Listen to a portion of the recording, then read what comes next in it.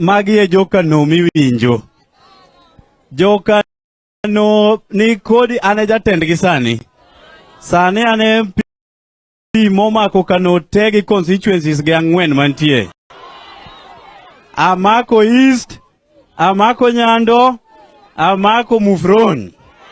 Kendo Muoroni MP be okelo mos mare odhi e pinje ma ok onego bed ka. Baba nitiere jowa manyo kech mar piny omiyo gwenyore e siasa marwa ni.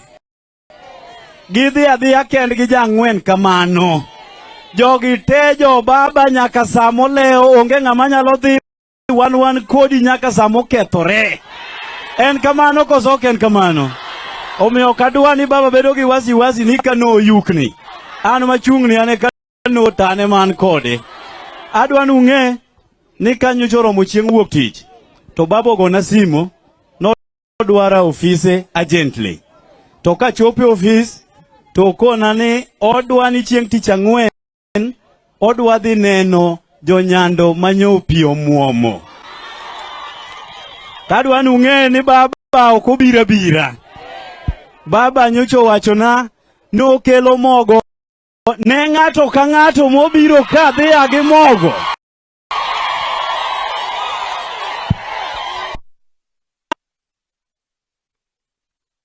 Mar ariyo. Baba nyo wachona niya. Orungi mimodho lilo ramo ich. Baba okelo makati ne ng'ato ka ng'ato mobiro ka dhi chamo makati. Mit koso ok mit? Koro wang' watimo kama.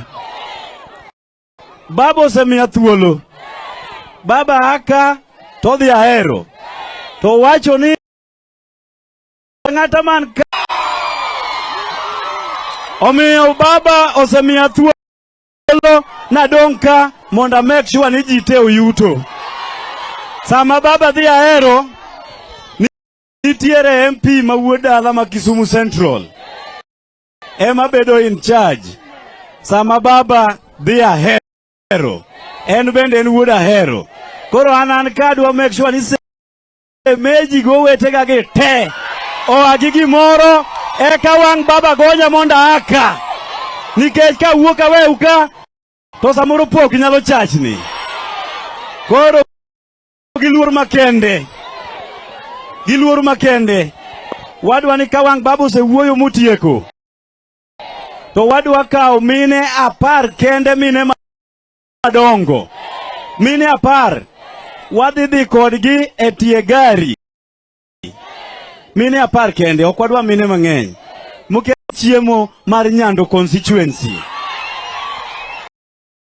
Kosetimo na mine 10 en waweyo dhi